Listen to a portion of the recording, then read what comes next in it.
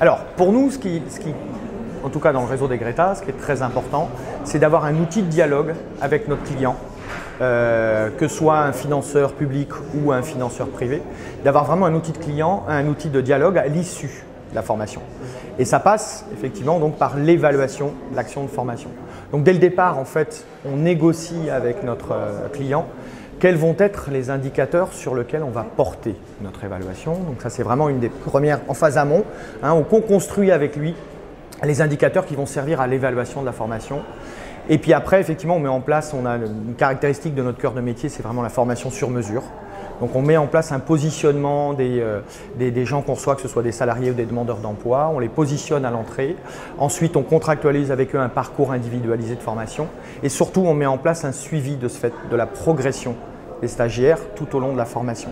Ce qui nous permet, par des évaluations régulière pendant tout le déroulement de la formation, d'avoir un suivi de la progression et d'être en capacité, et je reviens sur la question de l'évaluation, d'attester des acquis du stagiaire en fin de formation, qui sont, si je prends pour des demandeurs d'emploi, des vrais outils au service de leur dynamique d'insertion professionnelle, et ensuite vis-à-vis de nos salariés et de nos entreprises privées, de vrais outils de dialogue sur comment ensuite ils vont pouvoir prendre les acquis de la formation par rapport aux objectifs pour aider à l'appropriation et à la contextualisation dans l'entreprise.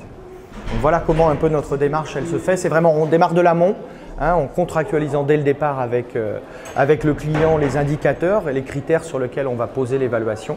Un suivi de toute la progression avec une mesure régulière de la progression. On a tout un tas d'outils qui sont, dans le cadre de notre démarche qualité, qui ont été mis en place. Et puis une attestation des acquis de formation qui permettent, qui soient vraiment des outils au service aussi bien des demandeurs d'emploi que les salariés pour ensuite leur continuité. Et puis, comme je vous le disais en début, vraiment un outil de dialogue avec nos clients sur les effets de la formation et comment cette formation s'est déroulée, au-delà de l'appréciation du déroulement logistique de la formation. Alors, on a deux choses.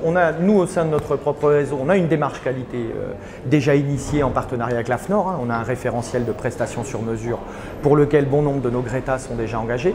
Mais on souhaitait avoir une reconnaissance via l'ISQ au PQF, donc de notre réseau complet. On a fait qualifier la totalité de notre réseau sur nos domaines d'expertise, de manière justement à avoir une reconnaissance par nos pairs de notre professionnalisme et de la qualité de nos intervenants.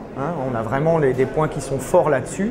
Et puis surtout, on sait très bien que la logique des appels d'offres, beaucoup d'organismes qui répondent sans avoir les moyens forcément et qui vont ensuite, quand ils sont retenus, chercher un opérateur, attester que nous disposions justement de tous ces moyens de réalisation et de mise en œuvre de nos actions de formation. Et donc la démarche de l'ISQ au PQF était intéressante pour nous.